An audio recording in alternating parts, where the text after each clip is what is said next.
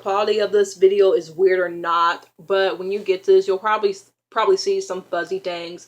I don't know what's going on, but I want to make this video real quick before I eat to talk about the Kendra child situation and some other things. But first, I want to get some things out of the way from my last video about African Americans versus Africans, to people commenting or people messaging me on Tumblr saying, oh, well, the reason why Africans had to speak of they was because of assimilation, forced assimilation. Cut that out. I'm sorry, but cut it out, because how are you going to be forced to assimilate to a dialect that isn't even considered standardized English, that a lot of times we are told we must speak in proper English because of they is improper. So many times I say things like y'all ain't got, and back in the 5th grade, people would teach me that that wasn't the correct English. They would literally have a whole segment on how a they was improper English. So cut it out. And I just find it very ironic how 1 minute African Americans are considered ugly, everything black in America is ugly, but then people turn around and say that we try so hard to fit in with you. It's annoying, because be consistent. Be consistent. Either we're ugly or we're not. Either we ain't got no culture or we do. Either we ain't shit or we are. And I already know the answer. I already know how people look at African Americans. I already know the truth about African Americans and black people in general. I already know we're not ugly. I already know that we're smart and that we're intelligent and awesome. I already know that. It's the fact that we are told that we are not, but when it's convenient, people want to come out of the woodwork and say how awesome we are. I know that. But then don't pretend that we aren't awesome and then turn around and get mad when we don't want you a part of our awesomeness.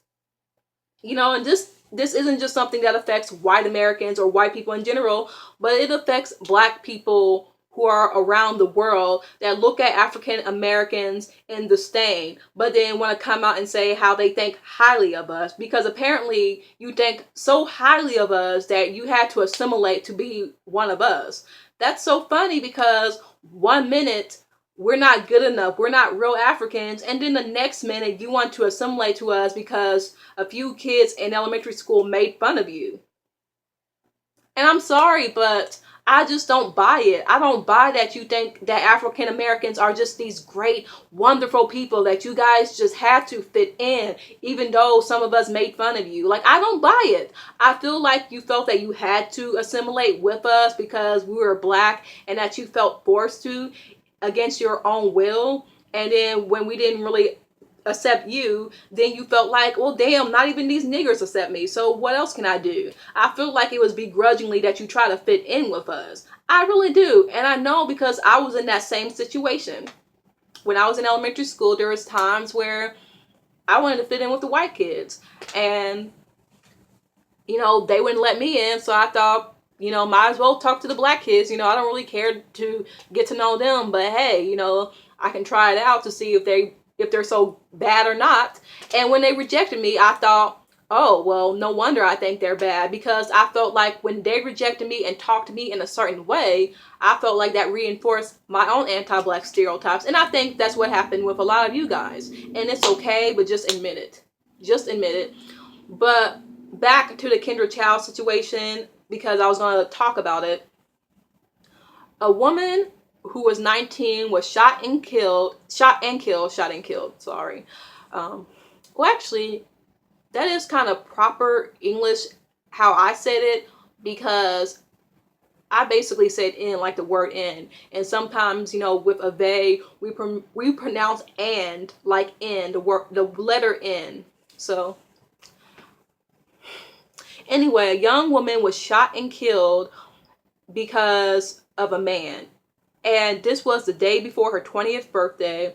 And it was all because a woman was jealous that she was dating her ex. And this woman broadcasted it all over social media. On Twitter, she said, I don't give a fuck, you know, I will be evil enough to kill a bitch. Watch me, ho, you won't be here for long. Because apparently this woman provoked her. Because apparently, and I don't know how true it was, But apparently the woman was saying, I'm with your nigga and you can't have him back and blah, blah, blah. I feel like Kendra is innocent in the situation because I feel like after what that woman did, I feel like she probably said something smart to Kendra. Kendra said, bitch, leave me alone. I'm with your man. Deal with it. The woman didn't like it and then took it to the next level. And that's how a lot of it happens. You know, we get provoked. And then when we say, bitch, I have your man, I'm with him no matter what, then they want to get offended. But it's the truth. Just because he chose her over you, or because you guys thought that you had something and then it ended, and then when you thought you could get it back, unfortunately, this girl was something special to him, and you didn't want that. And now the man's looking at you like, you a fucked up person. I'm not even going to say crazy because that's ableist. I'm not going to say she's a crazy because I feel like she is perfectly able-bodied, perfectly neurotypical enough to know that what she did was wrong. She even said, I don't care if I look evil. I'm going to do this. And then she prayed to God that it all worked out. That it all worked out just fine. Because she's scared. She's scared of karma. Because this girl is scared that someone one day is going to come back to haunt her. And I feel like somebody's going to get her. They are going to get her because a lot of times people believe in eye for eye. And I'm not saying that it's necessarily right to promote violence. But if you do something like murder, rape, or beating up someone or jumping them, someone's going to get back at you tenfold. And it would be deserved. It would be understandable.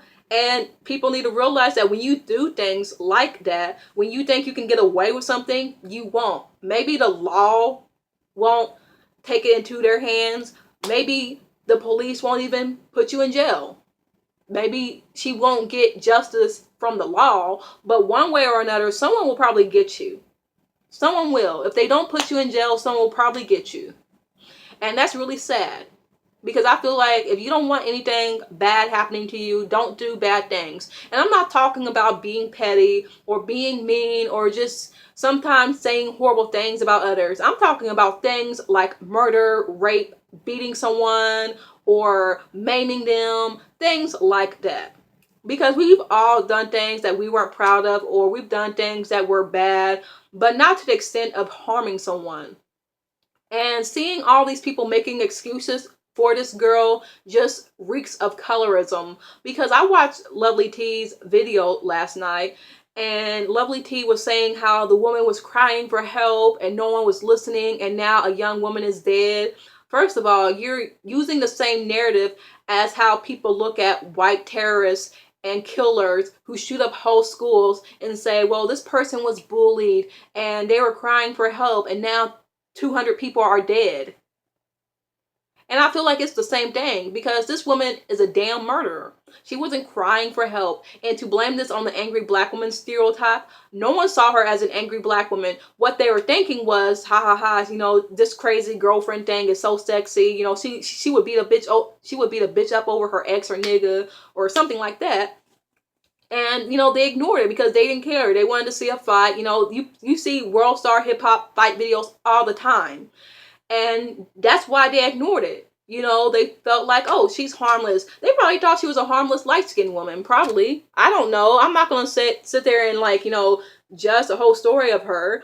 But at the end of the day, I feel like if she wasn't so light-skinned, or at least the light-skinned one, you know, they wouldn't be making all these excuses. Because when Amy Joyner was killed, people called the girls hood rats and ghetto and saying they need to get beat up and actually beating them up. Actually, a lot of people beat them up, even guys. But now this light-skinned woman who is now the perpetuator of violence against a black woman, now it's no longer this narrative of the jealous darky. Now it's a light-skinned girl jealous of a dark-skinned woman, a pretty dark-skinned woman, for taking her man, or supposedly taking her man. So you can't even use that argument that so many people do. Tommy Sotomayor makes so many arguments about how, oh my God, this light-skinned woman was beat up because the woman was jealous of her being light-skinned and or mixed. That's what they always say. But now that the woman is light-skinned, you can't sit there and say, oh, she was jealous because the woman was pretty and dark-skinned. You want to make some excuse and be sympathetic about her. But If roles had been reversed, it would have been the same song and dance of she was jealous of the light-skinned girl, she had good hair, and blah, blah, blah. And that's very unfortunate because I'm looking at it like, oh, okay, so the victim of misogyny war violence is a dark-skinned black woman. And the assailant is a light-skinned black woman. And I believe that all the time this happens to dark-skinned women, where light-skinned women, some light-skinned women, not all, some feel like, oh, I'm light skinned, I'm pretty, I should get all the attention from men. And when they don't, they get mad. And I feel like it's a lot of light skinned women. And that's why they say things like light skinned women break hearts or light skinned women are obsessed. And, there's always that one light skinned woman that a man can never get over because sometimes some light skinned women can be obsessive over the fact that, well, I'm light skinned, I'm pretty, I am the standard. So I deserve every person that I get. And then when someone darker than them gets attention, they get angry. And that happens so many times, more often than not.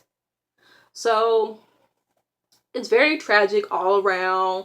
I send my condolences to the family. I send my condolences to the boyfriend and his family, and definitely the little girl, to Kendra, because she had a child, and now a child is left without her mother over jealousy, over ignorance, over internalized misogyny war. And as I said so many times, that's why I don't support this ideal of, well, if she takes my man, I'ma beat her up, and I don't care if it's misogynistic, I will do it anyway because I'm angry, I will fuck a bitch up. I hear that all the time, and I hear guys say, yeah, that's right, I want a girl that will be my ride or die, and if I cheat, she better beat up my main chick because that's sexy. Sometimes I will even cheat on purpose just so I can see her do that because, that's very arousing to me. And that happens a lot. Y'all think that is so funny. Y'all want to see your side chick or your main chick get beat up, but then when one of them ends up dead, then you want to be crying. And I'm not saying that was what her boyfriend was like, but I feel like in a lot of situations, you guys, if it were just like a fist fight, oh, it would have been cool. But now that a person is dead, now it's, okay, fun and games are over. Someone is actually injured and killed. That's what happens. Another thing, a girl on Twitter who goes by the @name Slumber Party, like Shmoney, Cardi B, she posted a video of her friends jumping a girl for fucking with her nigga that she took back, that she knew cheated. She was perfectly aware that he cheated.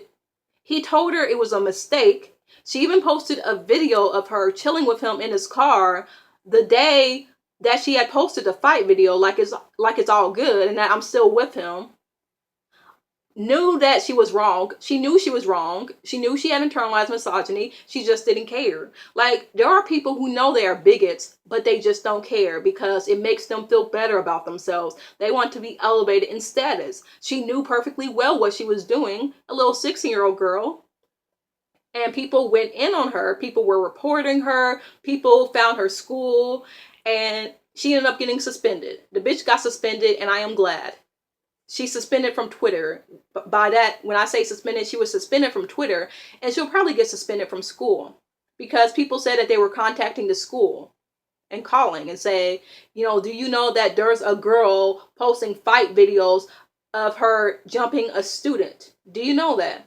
And she got suspended. And I am so glad that there is a series of a bunch of misogynistic Twitter just getting suspended or deleted altogether.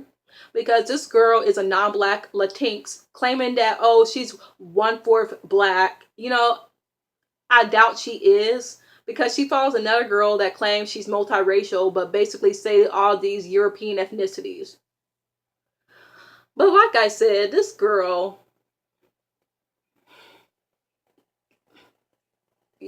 I just don't get it. And I'm glad Twitter did it because they were like, nope, something fucked up already happened over this shit. I'm about to delete you. I'm deleting the whole video and I'm suspending you. And I am so glad Twitter did it. They looked at that shit like, nope, not today, Satan, and suspended her. So yeah, I'm just sick of girls thinking that, oh, it's okay to be the crazy girlfriend, because the crazy girlfriend doesn't harm the guy, it harms other women. Like, it's okay to beat up women or to kill them over a nigga. And that's why I thought Party Next Door's line, "you'll kill a bitch for me and blame it on love," was disgusting, because shit like that happens. And people say this is just Twitter and blah blah blah. And you know why I take it seriously? Because of shit like this. People tell me all the time, "Oh, why are you so upset? It's just a joke. It just doesn't affect you." Like, how can you sit there and say it doesn't affect me when I see that stuff happen all the time? I know it happens. I know there are really people who are twisted enough to do something like that, who just hate the world, who hate other people. I'm sorry, guys. I'm just